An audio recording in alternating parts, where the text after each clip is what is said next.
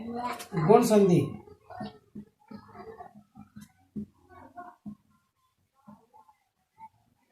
इससे पहले हमने एल संधि और अयादी संधि के विषय में पढ़ लिया था। आज हम गुण संधि के बारे में जानना चाहते हैं। तो पहले चैनल को सब्सक्राइब कर दें, सब्सक्राइब करके नोटिफिकेशन दबा दें और चैनल में लाइक करें, वीडियो शेयर कर दें। तो देखिए, गुण संधि में संज्ञा विधायक सूत्र, गुण संज्ञा विधायक सूत्र। गुण संज्ञा विधायक सूत्र है अदेंग गुणः, और गुण संधि विधायक, गुण संधि विधायक सूत्र है आद गुणः। पहला प्रश्न तो यहीं से ही बनता है। गुण संज्ञा विधायक सूत्र कौन सा है? अदेंग गुणः। संधि विधायक सूत्र कौन सा है? आद गुणः। जहाँ संधि विधायक सूत्र आ जाए वहां आद गुणः बताना है, और जहाँ संज्ञा विधायक आ जाए वहां पर अदेंग गुणः बताना है। अदेंग गुणः कह रहा है कि ए और ओ इनकी गुण संज्ञा होती है, इनकी गुण संज्ञा होती है। जबकि आद गुणः कह रहा है कि ए और ओ एकादेश होता है, एकादेश होता है। इनकी गुण संज्ञा होगी और गुण संज्ञा होने के बाद में एकादेश हो जाएगा। तो हर नियम में जैसे कारक में ही पढ़ते थे, पहले संज्ञा होती है उसके बाद फिर संज्ञा होने के बाद फिर विभक्ति लगती है। ऐसे ही यहाँ पर अदेंग गुण से ए और ओ इनकी गुण संज्ञा होगी, गुण संज्ञा होने के बाद में ए और ओ एकादेश हो जाएगा। और इस प्रकार से जैसे कि उदाहरण से समझें। और हाँ, अगला नियम और समझें। अगला नियम है ओरण रपर। ओरण रपर ये सूत्र है, ये कह रहा है कि अर और अल आदेश होता है, अर और अल आदेश होता है। अर आदेश कर देंगे और अल आदेश कर देंगे। अर और अल आदेश होगा कब? जब ए प्लस वी बराबर अल होगा और ए प्लस वी बराबर अल आदेश होगा। अल आदेश ए प्लस वी बराबर अल और ए प्लस वी बराबर अल आदेश।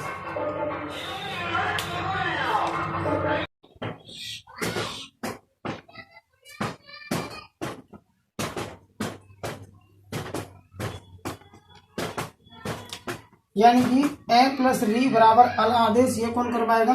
ओरण रपर सूत्र करवाएगा। ए प्लस वी बराबर अल आदेश ये कौन करवाएगा? ओरण रपर सूत्र करवाएगा। अब देखो आगे, जैसे कि उदाहरणों से समझे। उप प्लस इंद्र, उप प्लस इंद्र है। पहले तो ए की गुण संज्ञा होगी, ए और ई की गुण संज्ञा होगी। गुण संज्ञा होने के बाद में ए आदेश हो जाएगा। ए प्लस ई बराबर ए, ए प्लस ई बराबर ए, गुण संधि। तो ये बना उपेंद्र। इसी तरह से वर्षा प्लस ऋतु, वर्षा प्लस ऋतु, ये आ प्लस री बराबर अर आदेश होगा ओरण रपर से। तो ये बना वर्षर तु, वर्षर तु, वर्षर तु, अर आदेश होगा। आ और री मिलकर के आर आदेश होंगे। इसी प्रकार से तव प्लस लृकार, तव प्लस लृकार बराबर तवलकार। यहाँ पर भी ए प्लस लृ बराबर अल आदेश हो जाएगा। इसी प्रकार से और देखें तो सम प्लस ऋचा, सम प्लस ऋचा बराबर समर चा। यहाँ पर भी ए प्लस री बराबर अर आदेश होगा। विशेष रूप से समझे, यहाँ से पूछा जा सकता है कि गुण संज्ञा विधायक सूत्र है अदेम गुण। गुण संधि विधायक सूत्र है आद गुण। ए गुण संज्ञा होती है। गुण संज्ञा किन वर्णों की होती है? ए और ओ की गुण संज्ञा होती है। एकादेश गुण संज्ञा होने के बाद एकादेश किन वर्णों का होता है? तो ए और ओ का एकादेश होता है। ओरल रपर सूत्र से ए प्लस री बराबर क्या होता है? अल, और ए प्लस री बराबर क्या होता है? अल। ए या आ दोनों में से कोई सा भी आ सकता है। आदेश होते हैं, जैसे कि ए प्लस री बराबर अर आदेश हो जाएगा, या हम आ लिख सकते हैं आ प्लस री बराबर अल आदेश, और आ प्लस री बराबर अल आदेश होगा। जैसे कि उप प्लस इंद्र, उप में ए आ रहा है, ई में ई, या इंद्र में ई बोल रही है, दोनों को मिलाकर के क्या बनता है? ए। ये हो गया आद गुण। क्या हो गया?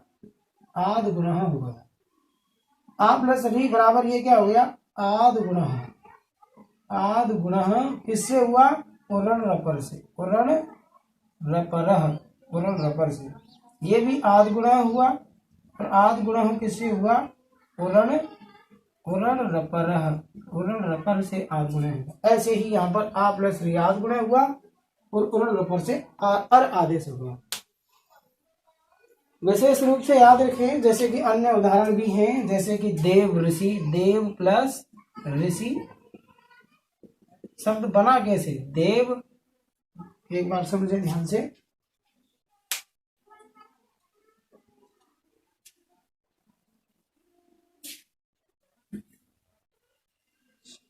बना कैसे? तो देव प्लस ऋषि, देव में से ए निकाल लिया, हलंत लग गया, ए अलग हो गया, ऋषि अलग हो गया।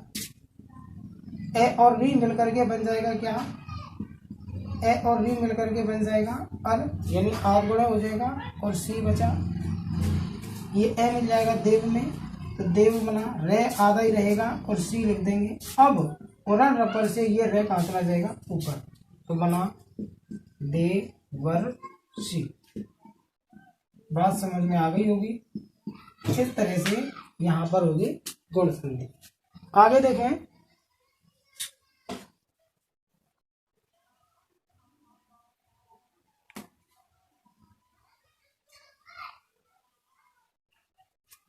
एक बार विस्तार से और समझ लें कि गुण संधि में ए और आ प्लस ई मिल और बड़ी ई मिलकर के बनते हैं ए। ए और आ प्लस ऊ या बड़ा ऊ मिलकर के बनता है ओ। ए या आ प्लस वी या बड़ी वी मिलकर के बनते हैं अर। ए या आ प्लस री मिलकर के बनते हैं अल। इनके 18 भेद होते हैं। इसके 18, इसके 18, इसके 18, इसके 18, इसके 18, इसके 18, इसके 18, इसके 18, इसके 12 भेद होते हैं। स्वरों के भी भेद हैं। इनके 18 भेद होंगे, इसके भी 18 होंगे, इसके भी 18 होंगे, इसके 12 होंगे। ऐसे ए आ जाए, ए के 12 होंगे, क्योंकि ए का ह्रस्व नहीं होता है, इसका दीर्घ और कुलती होते हैं। आगे देखें वृद्धि संधि में। वृद्धि संधि, वृद्धि संधि में संज्ञा विधायक सूत्र है वृद्धि संज्ञा विधायक।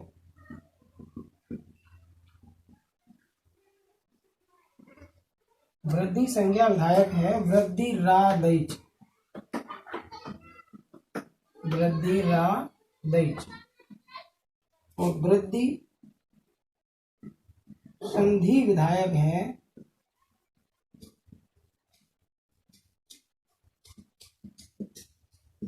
वृद्धि रेची, वृद्धि रेची।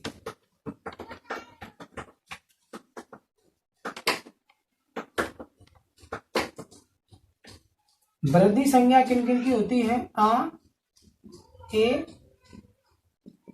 और ओ। ए और ओ, बड़ी ए और बड़ा ओ, बड़ी ए और बड़ा ओ, इनकी तो होती है वृद्धि संज्ञा। और आदेश क्या होता है फिर? बड़ी ए और बड़ा ओ आदेश होता है।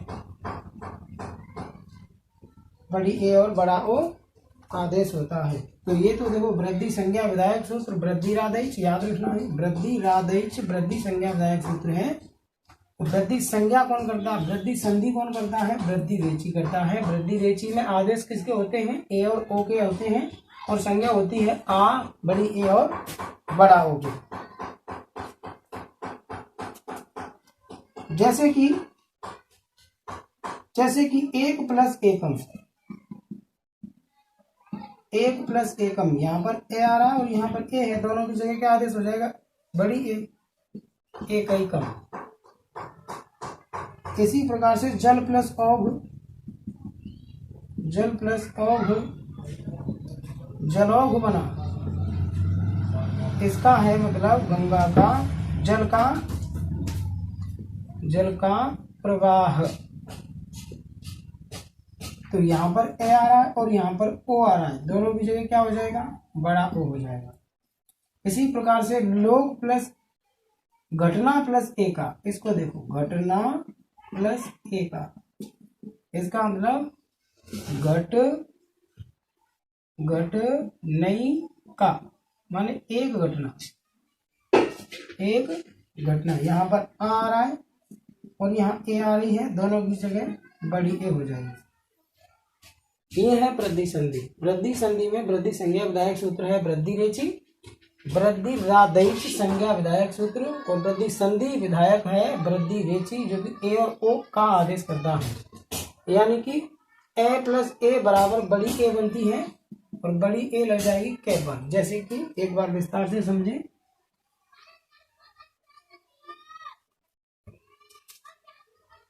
ए और आ बराबर ए और बड़ी ए आ जाए तो बड़ी ए आदेश होगी। ए और आ बराबर प्लस ओ और बड़ा ओ आ जाए तो बड़ा ओ आदेश होगा। इसी तरह से अब इसके अपवाद में आगे पढ़ेंगे। अपवाद में ए और आ प्लस री आ जाए तो आर आदेश होता है। अभी आर आदेश हो रहा था, यहाँ पर आर आदेश होगा। विशेष रूप से ध्यान रखें ये अपवाद में है। ये किसका अपवाद है? ये गुण संधि का अपवाद है। अगले वीडियो में हम गुण संधि के अपवाद के विषय में पढ़ेंगे। गुण संधि के अपवाद में, वृद्धि संधि के अपवाद में और पररूप संधि के अपवाद में कब कौन कौन सी जगह पर ए प्लस डी बराबर आर आदेश होता है, कौन कौन से स्थान पर आर आदेश होगा, कहाँ पर होगा, कैसे होगा, ये सारी बातें पढ़ेंगे। जैसे कि गंगा प्लस औघ, आ और ओ मिलकर के बड़ा ओ आदेश होगा। तो ये बना गंगौघ, यानी गंगा का प्रवाह। बना कैसे, एक बार ये समझो।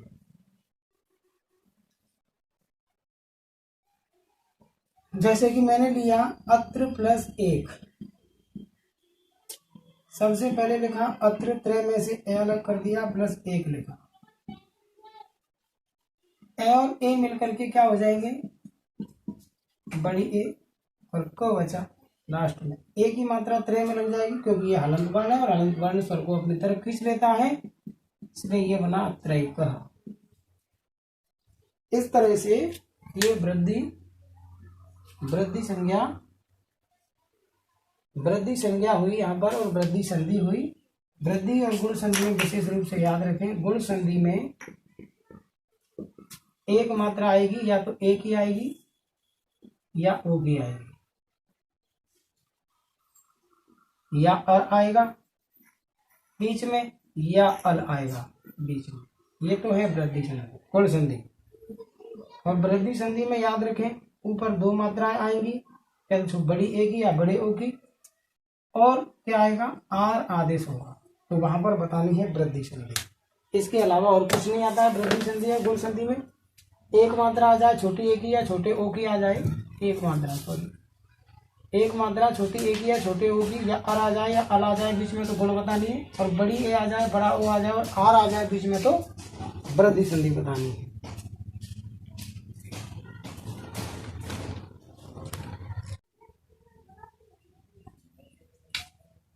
यानी ये अपवाद है कौन सा वृद्धि संधि का अपवाद है, गुण संधि का अपवाद है, गुण संधि का अपवाद।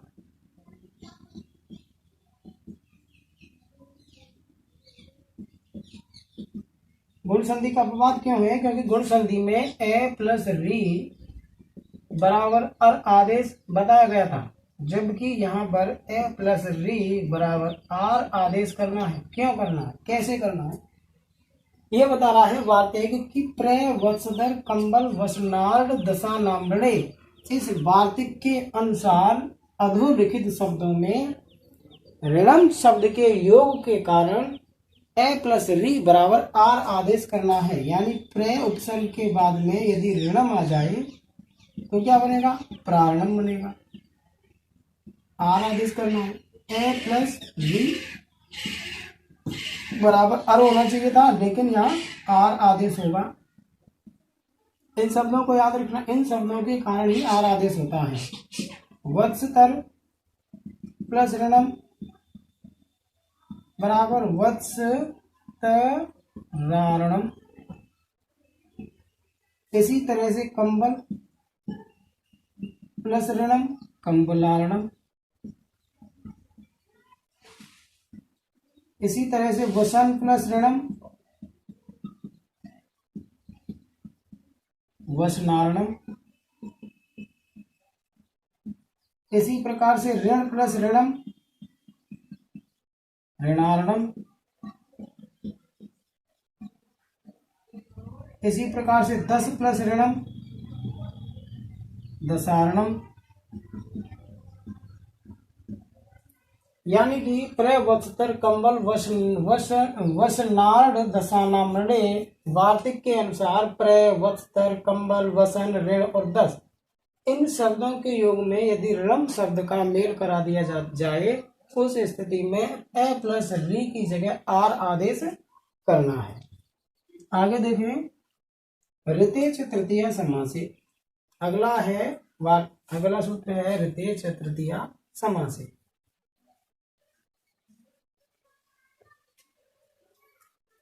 वार्तिक नंबर 2 ऋतेच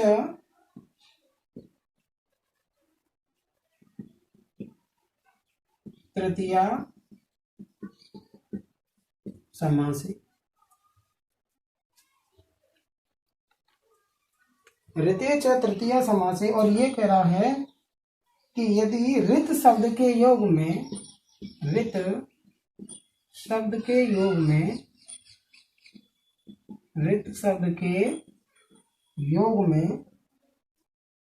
संपूर्ण पद में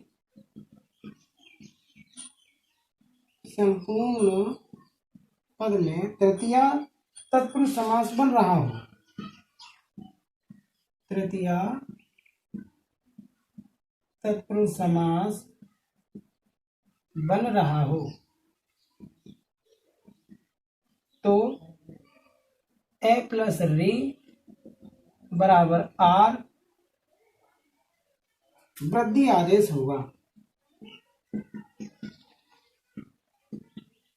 वृद्धि आदेश होगा कहने का मतलब ऋत शब्द के योग में यदि संपूर्ण पद में दूसरा पद आएगा ऋत और उस संपूर्ण पद को मिला दिया जाए तो तृतीय तत्पुरुष समास का आदेश होना चाहिए, तृतीय तत्पुरुष समास बनना चाहिए। उस स्थिति में ए प्लस री बराबर आर आदेश करना है। जैसे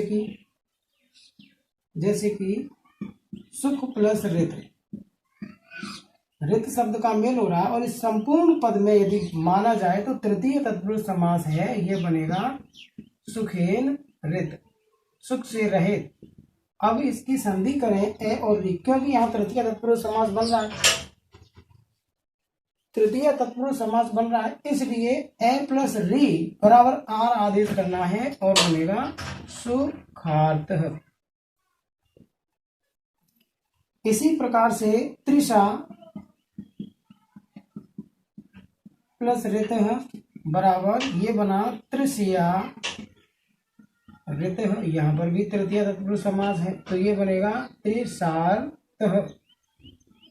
वृद्धि आदेश है, वृद्धि संधि होगी, यहाँ पर भी वृद्धि संधि होगी।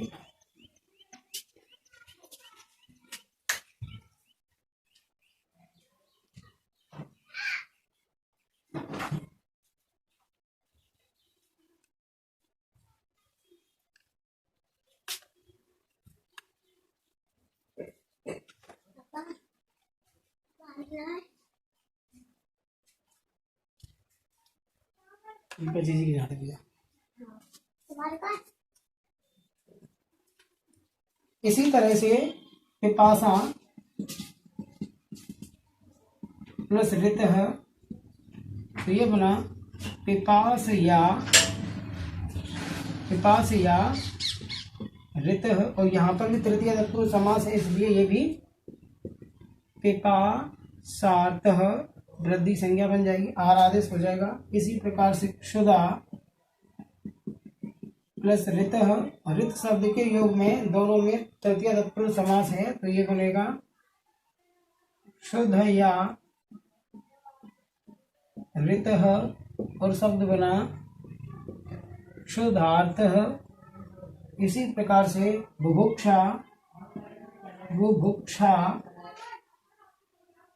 बुभुक्षा प्लस ऋतः बराबर तृतीय तत्पुरुष समास है, तो ये बना बुभुक्षया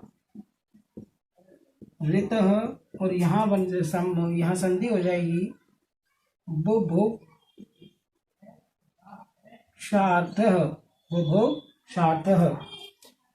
मेरा कहने का मतलब ये है, ऋते च तृतीय समास ही वार्तिक इस बात को कह रहा है कि ऋते शब्द के योग में यदि संपूर्ण पद में तृतीय तत्पुरुष समास है, संपूर्ण पद में यदि तृतीय तत्पुरुष समास है, तो वहां पर वृद्धि आदेश करना है, यानी अर की जगह आर आदेश करना है। यहाँ पर ए आ रहा है और यहाँ पर री आ रही है, अर होना चाहिए वृद्धि संधि के अनुसार, उस गुण संधि के अनुसार क्या होना चाहिए, अर आदेश होना चाहिए, क्योंकि वहां पर गुण संधि में लिखा हुआ है कि ए प्लस री बराबर अर, और ए प्लस री बराबर अल, और ए प्लस ई बराबर ए, और ए प्लस ओ बराबर अब। ये बातें वहां गुण संधि में लिखी हुई हैं, तो यहाँ पर नियमानुसार गुण संधि के नियम के अनुसार ए प्लस री बराबर अर होना चाहिए, लेकिन इस संपूर्ण पद में तृतीय तत्पुरुष समास है, इस कारण तृतीय तत्पुरुष समास होने के कारण ए प्लस री बराबर आर आदेश होगा। इस सब जगह क्या आदेश हो रहा है, आर आदेश हो रहा है, क्योंकि समस्त पदों में तृतीय तत्पुरुष समास है। आगे देखो विशेष बात कि मान लीजिए कि उस पद में तृतीय तत्पुरुष समास हो ही ना। अगला नियम है, यदि ऋत शब्द के योग में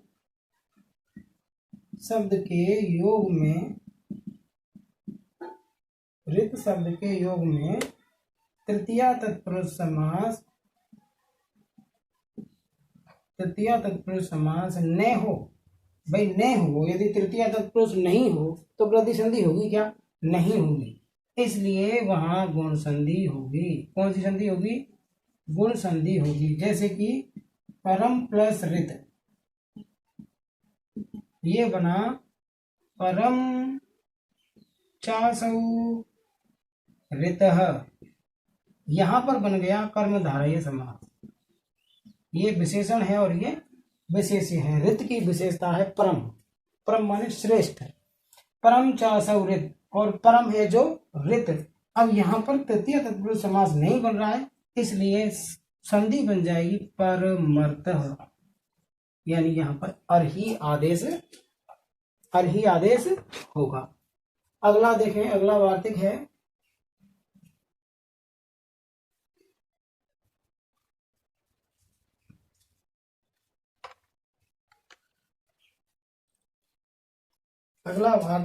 नंबर 3, उपसर्गा धृति धातु। उपसर्गा धृति धातु, ये कह रहा है एकारांत उपसर्ग के बाद, एकारांत उपसर्ग के बाद ऋकार आ जाए, एकारांत उपसर्ग के बाद में ऋकार आ जाए तो वृद्धि आदेश होगा, यानी कि आर आदेश होगा। एकारांत उपसर्ग होना चाहिए। एकारांत उपसर्ग जैसे कि प्रय उपसर्ग है, एकारांत है, इसमें ए बोल रहा है और उसके बाद क्या आ जाए, ऋक्षति आ जाए। एकारांत उपसर्ग है, ऋक्षति आ जाए। और वैसे भी अगले नियम में देखें तो मैंने बताया था प्रवत्सतर कम्बल वसन दशा नाम ऋणी, वहां पर भी प्रय उपसर्ग है और प्रय उपसर्ग में प्रयोगसर्ग के बाद में री की आवृत्ति हुई है, यानी ऋषि वाली री है, तो आर आदेश होगा। यहाँ पर भी आर ही आदेश होगा, लेकिन यहाँ पर नियम कौन सा लग रहा है, उपसर्गाद धृति धातु, यानी एकारांत उपसर्ग होना चाहिए। उपसर्गाद धृति, उपसर्गात अति, इसका मतलब क्या है, उपसर्गात अति धातु हो, और बाद में क्या होनी चाहिए, धातु होनी चाहिए, ये धातु है। उपसर्गाद अति, उपसर्ग के अंत में होना चाहिए ए, अति का मतलब ए, उपसर्ग के अंत में होना चाहिए। उपसर्गात, उपसर्ग से अलग होने के अर्थ में, उपसर्ग से ए अलग होना चाहिए, तो उस स्थिति में और बाद में क्या होनी चाहिए, धातु होनी चाहिए, तो आर आदेश होगा, यानी कि ये बना प्रार प्रार क्षति। उपसर्गाद अति धातु, उपसर्ग से ए स्वर होना चाहिए, उपसर्ग से ए स्वर होना चाहिए, उपसर्ग में ए स्वर लगा हुआ होना चाहिए, और अंत में होनी चाहिए धातु, कौन सी, ऋकार वाली धातु, तो उस स्थिति में प्रार क्षति बन जाएगा और वृद्धि संधि आदेश हो जाएगी। इसी प्रकार से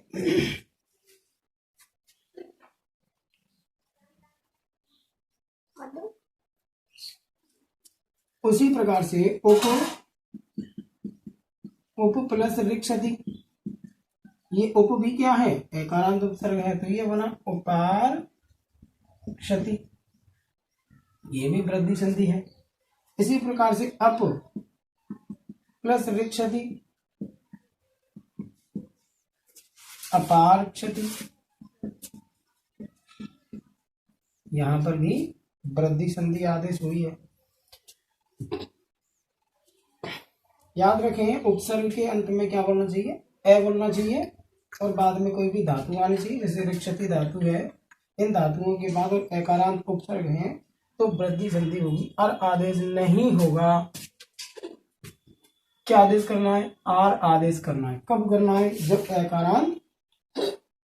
एकारांत उपसर्ग हो और उसके बाद क्या हो, ऋक्षति धातु हो, यानी कोई भी, जरूरी नहीं है कि ऋक्षति ही हो, ऋकार से प्रारंभ होने वाली कोई भी धातु हो सकती है, तो उस स्थिति में ए और री मिल करके आर आदेश करना है, आर आदेश नहीं करना है। आर आदेश कर देंगे तो गलत हो जाएगा शब्द, क्योंकि ये कह रहा उपसर्गाद धृति धातु, उपसर्ग से ए जुड़ा होना चाहिए और उसके बाद कोई भी धातु होनी चाहिए, तो उस स्थिति में आर आदेश करना है, यानी वृद्धि संधि होगी। अगला देखें, अगला वार्तिक है नंबर 4, ओत्वष्ठयो समासे वा, ओत्वष्ठयोः, ओत्वष्ठयोः, ओत्वष्ठयोः, ओत्वष्ठयोः,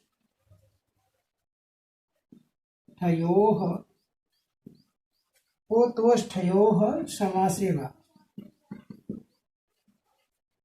ओत्वष्ठयोः, ओत्वष्ठयोः समासे, ओत्वष्ठयोः समासे वा, ये कह रहा है कि ए और आ इनके बाद में क्या आ जाए, ओतु और ओष्ठ आ जाए, ओतु आ जाए और ओष्ठ आ जाए,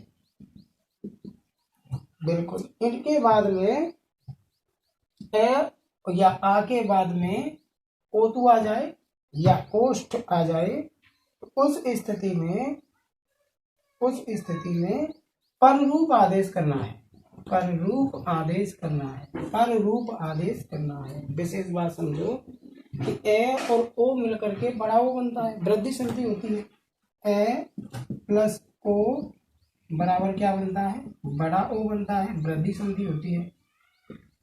लेकिन ये नियम कह रहा है ओत्वष्ठयोः, यानी ओतु और ओष्ठ इसमें लिखे हुए हैं, यहाँ यण संधि हो रखी है, ओ वे के स्थान पर उ हो जाएगा, तो ओतु और ओष्ठ, ओष्ठ, ओष्ठयोः, इन दोनों के योग में, द्वितीया में लिखा हुआ है, द्विवचन में है, यानी इन दोनों के योग में क्या करना है, पर रूप आदेश करना है, वृद्धि संधि नहीं करनी है। ए प्लस ओतु आ जाए तो क्या बनेगा, ओतु ही बनेगा, ए प्लस O2 आ जाए तो O2 बनेगा, आ प्लस O2 आ जाए तो O2 बनेगा, आ प्लस ओष्ठ आ जाए तो ओष्ठ ही बनेगा। कुल मिलाकर के पररूप आदेश करना है, वृद्धि संधि आदेश नहीं करनी है। जैसे कि समझो दंत प्लस ओष्ठ, दंत प्लस ओष्ठ क्या बना, दंतोष्ठ, दंतोष्ठ। और हम विकल्प से इसको विकल्प से वृद्धि संधि में भी बना सकते हैं, दंतोष्ठ। विकल्प से वृद्धि संधि में भी बना सकते हैं। तो बिल्कुल ये ना समझें कि दंत प्लस ओष्ठ आ जाए और कोष्ठक और अवैध में लिखा जाए कि दंतोष्ठ, दंतोष्ठ या दंतौष्ठ, और उसके बाद और कोई लिखा आ जाए और लिखा आ जाए कि ए और बे दोनों सही है। बिल्कुल दोनों सही हैं, दोनों ही सही करने, लेकिन इसमें तो पररूप संधि बतानी है और इसमें वृद्धि संधि बतानी है। ये वार्तिक है। इस वार्तिक के कारण ए प्लस O2 ओष्ठ आ जाए। ये दो ही शब्द हैं, O2 और ओष्ठ, इसीलिए इसका नाम रखा है ओतोष्ठयोः समासे वा, यानी O2 और ओष्ठ के योग में दंतोष्ठ पररूप आदेश भी होता है और वृद्धि संधि भी होती है। इसी प्रकार से कंठोष्ठ, कंठ प्लस ओष्ठ तो क्या बना, कंठोष्ठ, कंठोष्ठ। और क्या बना, कंठोष्ठ, कंठौष्ठ। ये भी सही। यहाँ तो पररूप संधि है और यहाँ पर वृद्धि संधि है, दोनों में से कोई सा भी बना सकते हैं, लेकिन नियम याद रखें, ओतोष्ठयोः समासे वा। इसी प्रकार से बिंब प्लस ओष्ठौ, बिंब प्लस ओष्ठौ, बिंब प्लस ओष्ठौ तो ये बना बिंबोष्ठौ, या बन जाएगा बिंबौष्ठौ। दोनों यहाँ पर रूप और यहाँ वृद्धि। स्थूल प्लस O2, स्थूल प्लस O2 ये बना स्थूलोतु, या बन जाएगा स्थूलौतु। दोनों ही सही है, यहाँ पर रूप है और यहाँ वृद्धि संधि है। तो याद रखें, ओतोष्ठयोः समासे वा, ओतु और ओष्ठ शब्द के योग में पररूप आदेश करना है और वृद्धि संधि भी बना सकते हैं विकल्प से। पररूप तो होगा ही, विकल्प से वृद्धि संधि भी बना सकते हैं। यदि समास का अभाव हो तो केवल वृद्धि एकादेश ही होता है। यदि समास का अभाव हो तो वृद्धि एकादेश ही होता है। यदि समास का अभाव है तो वृद्धि एकादेश ही होता है। जैसे कि हमने लिखा बिंबोष्ठौ, बिंब और ओष्ठ, यहाँ तक यहाँ द्वंद्व समास हो गया। स्थूलोतु, यहाँ पर समास का अभाव है, यहाँ पर समास का अभाव है स्थूलोतु में। और कंठोष्ठौ, कंठ और ओष्ठ, यहाँ पर द्वंद्व समास है। तो जहाँ पर समास की आवृत्ति होगी वहां पर पररूप आदेश करना है, विकल्प से वृद्धि संधि भी कर सकते हैं। लेकिन यदि समास का अभाव हो तो वृद्धि संधि ही करनी है। फिर यदि वहां समास का अभाव हो रहा है, समास की कमी है, तो उस स्थिति में हमें वृद्धि संधि ही आदेश करनी है, पररूप संधि आदेश नहीं होगी। एवे चार नियोगी। अगला वाक्य देखो,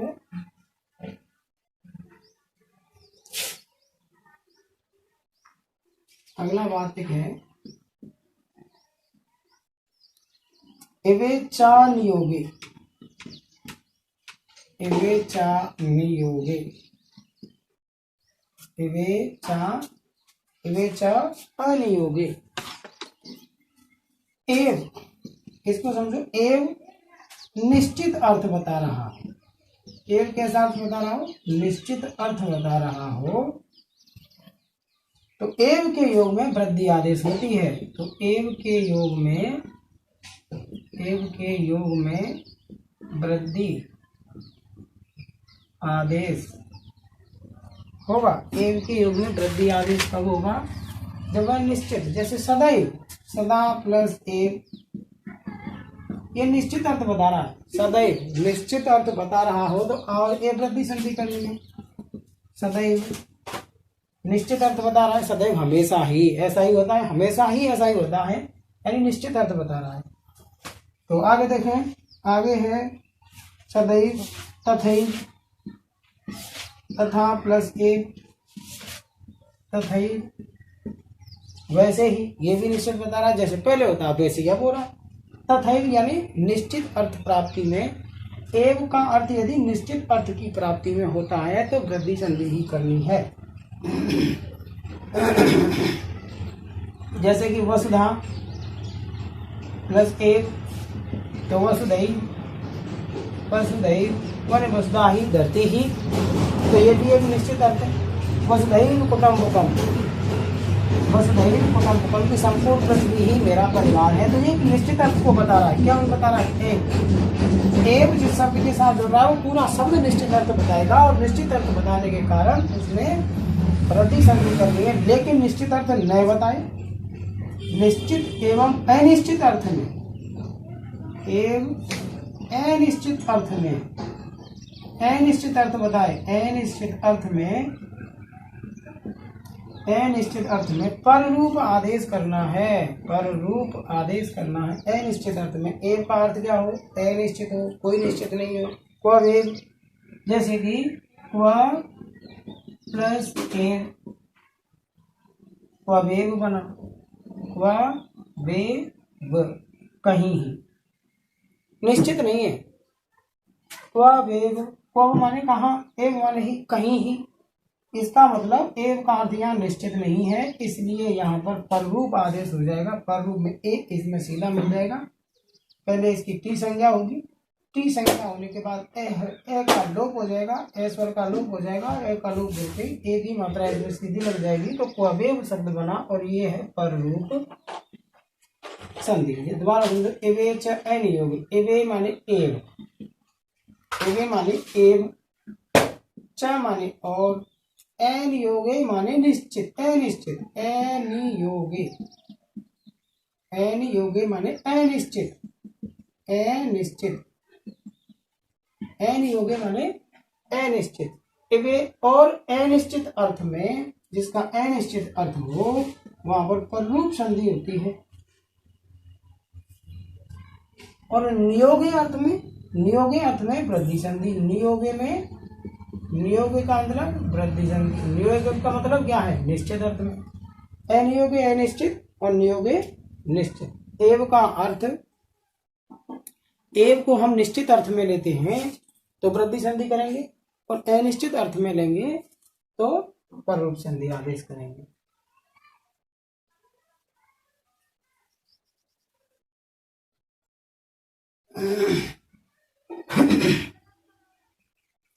अगला देखें, अगला वार्तिक है, वार्तिक सूत्र नंबर 6।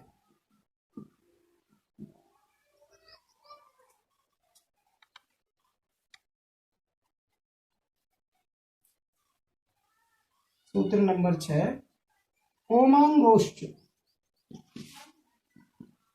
ओमांगोश्च।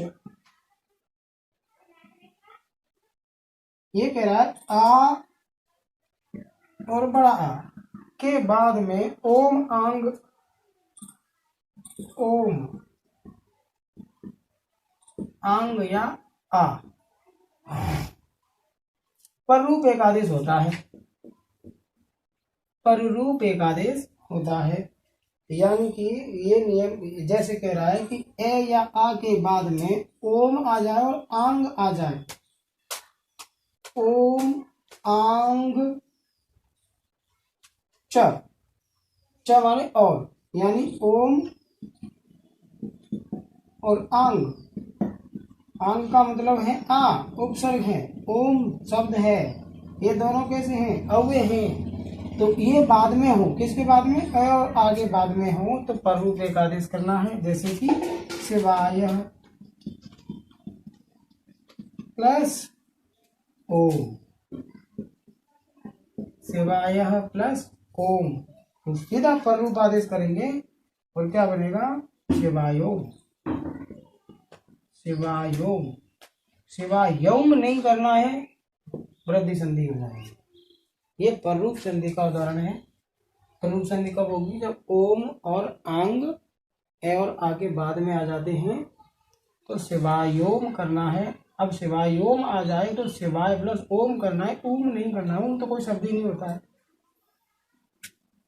आगे देखें, शिव प्लस एही, शिव प्लस एही, शिव प्लस एही।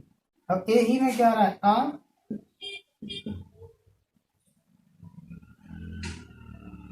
प्लस ई, और ई मिलकर के क्या बना, ए ही, तो शब्द बन गया शिवे ही।